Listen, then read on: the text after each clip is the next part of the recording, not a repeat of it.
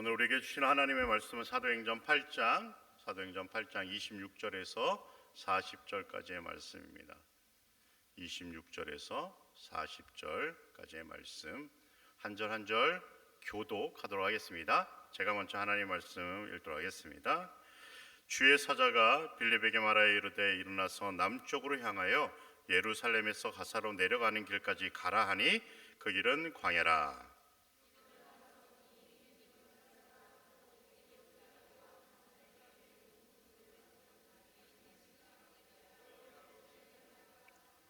돌아가는데 수레를 타고 선지자 이사야의 글을 읽더라.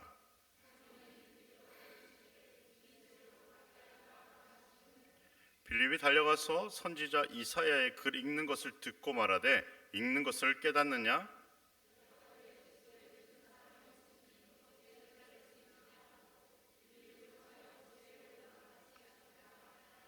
읽는 성경 구전이 이것이니 일렀으되 그가 도살자에게로 가는 양과 같이 끌려갔고 털 깎는 자 앞에 있는 어린 양이 조용함 같이 그의 입을 열지 아니하였도다.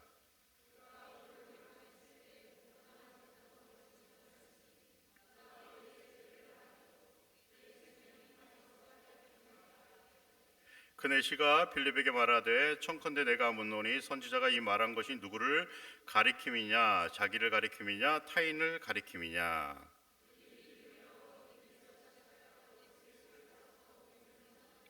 길 가다가 물 있는 곳에 이르러 그 내시가 말하되 보라, 물이 있으니 내가 세례를 받음에 무슨 거리낌이 있느냐.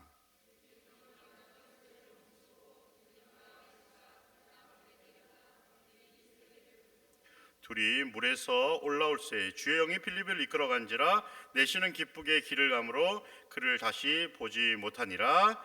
빌립은 아소도에 나타나 여러 성을 지나다니며 복음을 전하고 가이사랴에 이르니라. 아멘. 할렐루야. 우리 옆에 분과 인사하겠습니다. 잘 오셨습니다. 한 주간 고생하셨습니다. 그것도 인사예요. 한 주간 고생하셨다고. 여러분, 금요일이 되면 참으로 힘든 것 같습니다. 그래요, 안 그래요? 안 힘듭니까? 여러분들의 눈이 초롱초롱하죠? 옆에 분의 눈을 한번 보겠습니다. 초롱초롱한가 아니면 스무스하게 눈이 감겨 있는가? 네. 저도 이렇게 금요일이 되면 제 눈이 이 작은 눈이 더 작아지는 듯한 느낌이 들 때가 종종 있습니다. 여러분들 오늘 이 시간 이 밤에 힘들게 이 자리에 나왔으니까 하나님을 만나고 돌아가는 귀한 시간 되기를 주님의 이름으로 간절히 축원드립니다. 부모님이 자녀들에게 어떤 것을 요청할 때가 있어요, 없어요? 있습니다. 그러면 자녀들이 부모님의 이야기에 아멘으로 응답하는 경우가 얼마나 될까요? 얼마나 될까요? 저희 집 아이들도 제가 곤략교에 처음 왔을 때는 아빠 말을 너무나도 잘 들었습니다. 그런데 시간이 흐르면서 아이들이 바뀌기 시작했어요. 심지어 또래 친구들과 어울리면서 자기 생각이 매우 뚜렷해지기 시작하였습니다. 물론 분명히 자기 생각을 갖고 살아가는 건 매우 좋은 모습이죠. 그런데 문제는 아이들이 언젠가부터 부모님의 이야기에 반기를 들기 시작하였다는 사실입니다. 이 시기를 정신분석학적으로는 질풍노도의 시기라고 부릅니다. 아마도 모든 부모님은 이 시기에 아이들에게 부탁하는 것 그 자체가 얼마나 힘든지를 잘 알고 계실 것입니다. 물론 이러한 시기에 특별히 부모님의 말씀에 아멘으로 응답하는 자녀들도 분명 있습니다. 하지만 대부분 자녀들은 부모님의 이야기에 흔쾌히 아멘으로 응답하지 않는다는 사실입니다.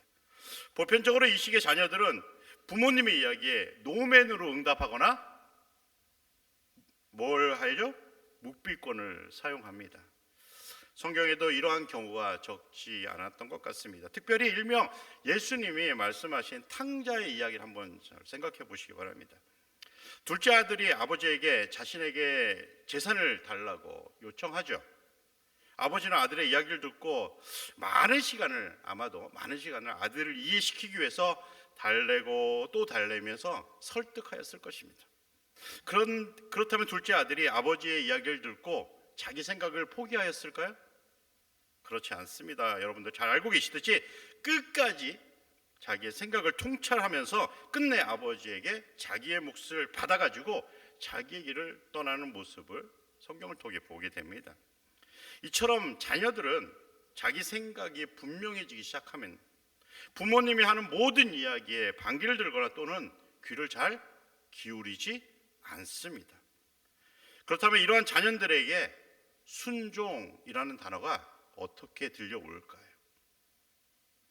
아마도 순종이라는 단어가 마치 나폴레옹처럼 내 사전에는 순종이 없다라고 생각할지도 모르겠습니다.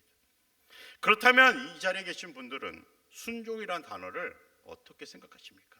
옆에 분에게 한번 말씀해 보세요. 순종을 어떻게 생각하십니까? 자기도 대답하기가 되게 꺼려하죠. 성경에서 강조하는 많은 단어들이 있는데 그 중에 하나가 바로 순종이라는 단어입니다. 순종은 천지 창조 이후 사람들에게 쉬지 않고 들려오는 단어입니다. 하나님께서 여섯째 날에 남자와 여자를 만드시고 하나님의 말씀에 순종하기를 요청하셨죠. 하지만 그들은 하나님의 말씀을 순종하기를 거부하였고 안타깝게도 에덴 동산에서 쫓겨났습니다. 이후 사람의 첫 자녀인 가인에게도 하나님께서 말씀하시면서 순종하기를 요청하셨습니다. 하지만 가인은 하나님의 말씀에 귀를 기울이지 않고 자기의 뜻을 세우면서 순종하기를 거부함으로 인해 땅에서 피하며 유리하는 자가 되었다. 성경은 기록합니다. 그리고 창세기 6장에 보면 사람이 땅 위에서 번성하기 시작하면서 모든 사람의 행위가 부패하기 시작하였다. 성경은 기록하죠. 다시 말씀드려서 사람들이 하나님의 말씀에 순종하기를 거부하였다라는 사실입니다. 결국 그들은 노아와 그의 가족을 제외하고 모두 홍수로 인해 이 땅의 삶을 마무리하여야 했습니다. 그리고 창세기 11장에 이르면 사람들이 모여서 이와 같이 외칩니다. 벽돌을 만들어 견고히 굽자 하고 이에 벽돌을 돌을 대신하여 역청으로 진흙을 대신하고 성읍과 탑을 건설하여 그 탑 꼭대기를 하늘에 닿게 하여 우리 이름을 내고 온 지면에 흩어짐을 면하자. 이를 한마디로 정리해서 말씀드리면 하나님의 말씀에 순종하기를 거부하자라는 슬로건이었습니다. 결국 하나님께서 그들의 언어를 혼잡하게 하시고 온 지면으로 흩어버리셨습니다. 이처럼 하나님께서 천지 창조하신 이후 사람은 계속해서 하나님의 말씀에 순종하기를 거부하면서 살았습니다. 이러한 모습을 사람의 진짜 모습, 일명 본성이라고 부릅니다. 특별히 자기 생각이 분명하면 분명할수록 사람들은 순종이라는 이 단어를 너무나도 불편하게 생각합니다. 성경에도 많은 사람들이 순종이라는 단어를 불편하게 생각했습니다. 그래서 앞서서 말씀드렸듯이 아담도 가인도 그리고 이후에 등장하는 많은 사람도 하나님의 말씀을 순종하기를 거부하였던 것입니다. 하지만 모든 사람이 하나님의 말씀에 순종하기를 거부하며 살았던 것은 아닙니다.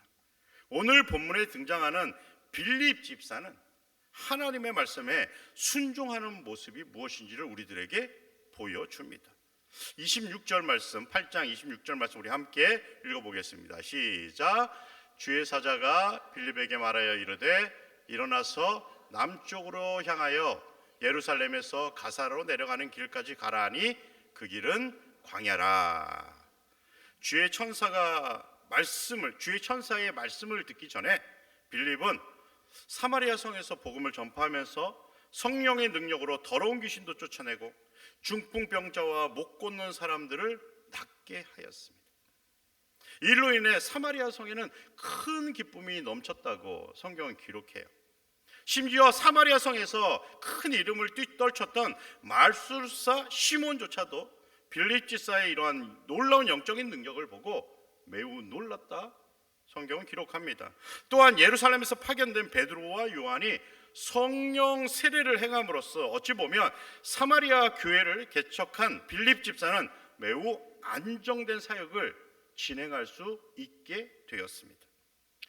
다시 말씀드려서 사마리아 교회에 뿌리를 내리면서 빌립 집사는 편하게 사역을 할 수 있게 된 것이죠. 그런데 이러한 상황에 주의 사자가 빌립 집사에게 심지어 광야로 내려가라 이야기합니다. 쉽게 표현하면 모든 것이 편안한 이 골략교회를 떠나서 너무나도 힘든 개척교회 가서 섬기라 라고 말씀하고 계시다는 사실이죠. 만일 우리에게 이런 하나님의 음성이 들린다면 우리는 어떻게 반응하게 될까요? 아마도 한숨을 크게 내쉬면서 모세처럼 보낼 만한 자를 보내소서라고 대답할지도 모르겠습니다.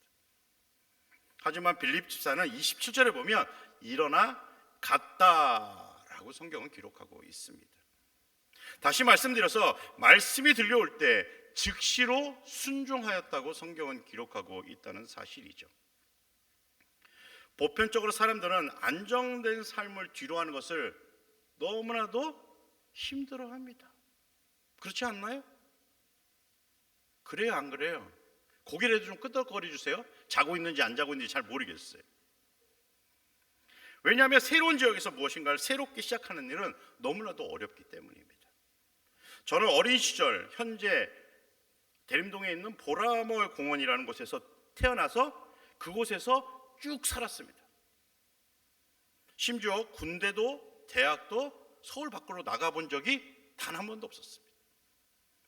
그런데 사역을 시작하면서 서울 밖으로 나가기 시작했습니다. 김포로, 일산으로, 부산으로, 풍기로, 그리고 광양으로 계속해서 이사를 다녔습니다. 저도 많이 힘들었지만 아마도 제 아내와 아이들이 굉장히 힘들었을 것입니다. 이처럼 한 지역을 벗어나 새로운 지역을 향하는데도 엄청난 용기가 필요하고요, 엄청나게 힘듭니다. 그런데 사마리아 성에서 나름대로 부흥을 잘 이루면서 사역을 진행하고 있는데 이러한 빌립 집사에게 성령께서 태양빛이 강하게 내리치는 광야로 내려가라 이야기하고 있다는 사실이죠. 어쩌면 빌립 집사도 한순간 고민에 빠졌을지도 모르겠습니다. 하지만 성경을 보면 빌립 집사에게 고민의 흔적을 찾아볼 수 없습니다. 오히려 빌립 집사는 말씀을 들은 후 즉시로 일어나 광야로 향하였습니다. 이를 통해 성경은 우리에게 빌립 집사와 같은 순종의 사람으로 살아가라 요청하고 있는 것입니다. 그런데도 왜 많은 그리스도인들이 이 빌립 집사와 같이 순종의 사람으로 살아가기를 불편해할까요? 물론 여러 가지 이유가 있겠지만 가장 중요한 이유는 우리의 몸의 습관처럼 마음에 새겨진 우리의 생각과 판단을 100% 내려놓기가 너무나도 힘들기 때문입니다. 다시 말씀드려서 여전히 자신의 생각과 경험이 하나님보다 앞서기 때문이라는 사실입니다. 이를 다른 말로 표현하면 하나님을 향하는 100%의 믿음, 즉 온전한 믿음이 우리에게 없기 때문입니다. 그러므로 순종하기 위해서는 하나님을 향한 온전한 믿음이 무엇보다 우리에게 필요한 것입니다. 창세기 11장 후반부에 보면 아브라함의 가족사가 등장합니다. 그들이 처음에 머물렀던 곳은 어디예요? 입을 크게 벌리시고 갈대아인의 우르였습니다. 하지만 아브라함의 아버지였던 데라가 갈대아 우르를 떠나서 어디서 멈춰요? 하란에서 멈춰서 오랜 세월 그곳에 살아가게 됩니다. 그리고 아버지 데라가 죽은 후 하나님의 아브라함에게 하란을 떠날 것을 명령하시죠. 그때 아브라함은 아무런 고민 없이 말씀대로 길을 떠났다 성경은 기록하고 있습니다. 앞서서 제가 오랜 시간 한 곳에 머물다가 사역을 시작하면서 여러 지역을 다니면서 많이 힘들었다고 말씀드렸죠. 물론 새로운 지역에서 살아가는 것도 매우 힘든 일이지만 이사하는 일, 이게 굉장히 힘든 일입니다. 물론 이사 기술자들이 오셔서 이사를 진행해 주십니다. 하지만 이사해 보신 분은 너무나 잘 알겠지만 나름 이사하는 당사자도 해야 할 일이 너무나도 많이 있습니다. 그런데 이 고대 시대 이사는 현 시대 이사와는 엄청난 차이가 있습니다. 고대 시대의 이사는 어쩌면 목숨을 내어놓아야 할 이사였기 때문입니다. 아브라함도 나름대로 갈대아 우르와 하란에서 살아가면서 삶의 기준과 방법들을 많이 터득하였을 것입니다. 그래서 자신이 머무는 곳에서 다른 지역으로 움직이는 일, 심지어 알지 못하는 곳을 향해 모든 것을 들고 싣고 떠나는 일이 결코 쉽지 아니함을 아브라함은 너무나도 잘 알고 있었을 것입니다. 그런데도 이런 아브라함의 고민을 성경에서 단 한 곳도 찾아볼 수 없다는 사실이죠. 아브라함은 하나님을 향한 100%의 믿음으로 나아갑니다. 다시 말씀드려서 아브라함은 하나님의 말씀에 자기 생각을 100% 내려놓고 온전한 순종을 보였다는 사실입니다. 이런 아브라함의 모습이 앞선 빌립의 모습, 빌립 집사의 모습과 너무나도 닮아 있지 않습니까? 현 시대에 우리가 하나님의 말씀에 순종할 때 순간적으로 멈추게 되는 이 사실은, 이유는 여전히 우리의 생각과 기준이 하나님의 말씀보다, 하나님보다 앞설 때가 많이 있기 때문입니다. 우리는 하나님을 믿는다고 말하면서 하나님의 말씀의 100%에 대한 믿음이 우리에게 부족하다는 사실이죠. 어쩌면 말씀이 쓰인 시대와 현 시대가 너무나도 다르다고 생각할지도 모르겠습니다. 하지만 하나님은 앞서서 찬양드렸지만 어제도 계셨고 오늘도 계시며 이제 곧 오실 왕이시다 라고 말씀하십니다. 한마디로 우리의 과거와 현재 그리고 미래를 한 시점에서 하나님께서 우리를 바라보고 계시다는 사실이죠. 이 말씀은 곧 아담과 가인, 노아와 아브라함 그리고 빌립에게 하신 말씀이 현 시대 우리에게도 똑같이 들려온다는 사실입니다. 그 말씀이 현 시대에 어울리지 않는다고 순도로 판단하면서 많은 사람들이 순종하기를 거부할 뿐입니다. 우리에게 하나님의 말씀은 어떤 영향력을 주고 있습니까? 하나님의 말씀이 100% 우리를 향한 말씀이라고 우리는 확신하며 살아가고 계십니까? 그렇다면 우리는 하나님의 말씀에 순종하기 위해 100% 우리의 생각과 기준을 내려놓을 수 있습니까? 우리 스스로에게 한번 자문해 보시기 바랍니다. 우리나라에 복음이 전해지게 된 이유는 하나님의 말씀에 100% 순종한 사람들 때문이었습니다. 그들도 나름 자기의 삶을 너무나도 편하고 아름답게 살아갈 수 있는 사람들이었습니다. 그런데 피부 색깔도 같고 언어도 다르고 너무나도 사고도 다른 이 한 동양에 와서 복음을 그들은 전했습니다.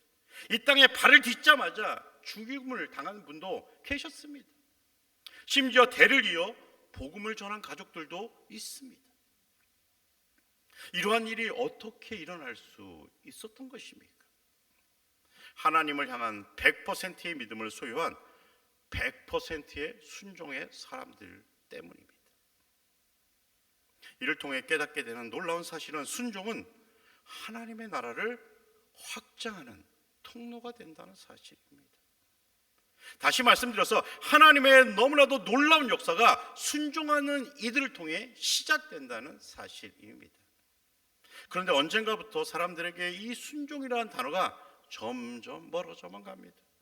가까이 하기에는 너무 먼 당신처럼 이 순종이라는 단어가 너무나도 불편합니다. 이러한 모습들은 이 땅의 교회를 통해 하나님의 사람들을 통해 하나님의 나라가 확장되지 못하고 너무나도 안타깝게도 하나님의 나라가 축소되는 모습으로 바뀌게 되었다는 사실입니다. 이러한 모습이 적나라하게 드러나는 모습이 하나님을 알지 못하는 분들이 오히려 하나님의 사람들을 향해 안타까운 모습들을 보일 때입니다. 여러분들은 어떻게 생각하십니까? 하나님의 부르심이라는 찬양이 있습니다. 이 찬양의 1절 가사가 이와 같습니다. 하나님의 부르심에는 후회하심이 없네. 내가 이 자리에 선 것도 주의 부르심이라. 하나님의 부르심에는 결코 실수가 없네. 나를 부르신 하나님의 신실하심을 믿네. 날 부르신 뜻 내 생각보다 크고 날 향한 계획 나의 지혜로 측량 못하나 가장 좋은 길로 가장 완전한 길로 오늘도 날 이끄시네. 저는 여기서 가장 중요한 단어가 믿는다라는 고백이라고 생각합니다. 왜냐하면 하나님을 100% 믿는 믿음이 없이는 결코 하나님이 우리를 부르셨다는 이 놀라운 사실을 인정하기 어렵기 때문입니다. 아마도 작사가도 이러한 생각으로 앞선 고백을 하였던 것 같습니다. 그래서 2절에 보면 작사가는 이와 같이 고백합니다. 작은 나를 부르신 뜻을 나는 알 수 없지만 오직 감사와 순종으로 주의 길을 가리라. 뭘로 간다고요? 크게 해요. 감사와 순종으로 주님의 길을 가리라. 때론 내가 연약해져도 주님 날 도우시니 주의 놀라운 그 계획을 나는 믿으며 사네. 하나님을 향한 100%의 믿음은 결국 100%의 감사와 순종으로 이어지게 되어 있습니다. 우리를 향한 하나님의 부르심을 우리는 얼마나 믿습니까?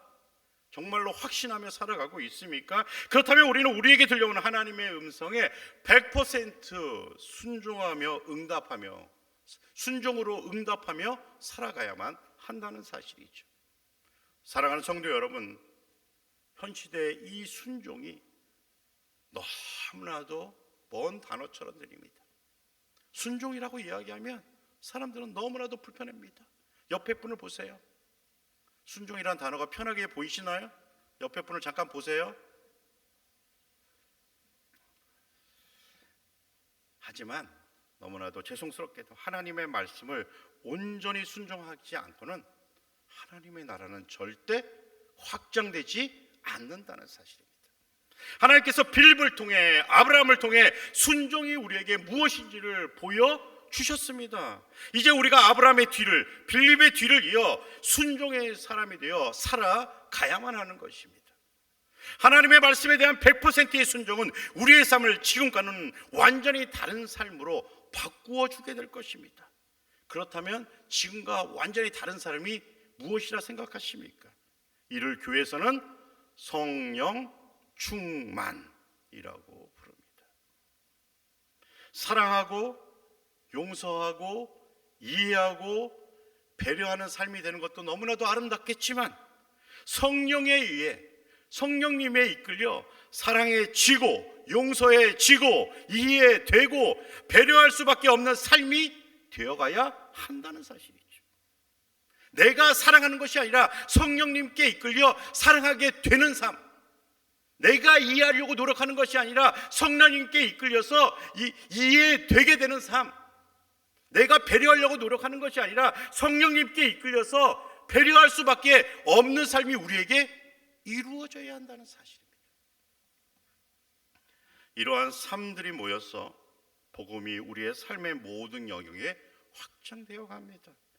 이를 향해 교회에서는 하나님의 나라의 확장이라고 부르는 것입니다. 한 사람의 순종이 이웃을, 지역을, 나라를 변화시키는 원동력이 되는 것입니다. 하나님은 이러한 순종하는 그 한 사람을 찾고 계십니다. 골략교회의 모든 성도가 하나님께서 너무나도 애타게 찾으시는 순종의 사람들이 되시기를 주님의 이름으로 간절히 축원드립니다. 이를 위해 하나님께서 우리를 부르셨습니다. 순종의 사람이 되기 위해 내 지식과 경험, 내 생각과 판단을 조금 더 내려놓을 용기가 우리에게는 반드시 필요합니다. 우리가 가진 모든 세상의 사고들을 더 내려놓고 하나님을 온전히 믿는 믿음으로 하나님의 말씀에 완벽하게 순종하는 하나님의 자녀들이 되시기를 주님의 이름으로 간절히 축원드립니다.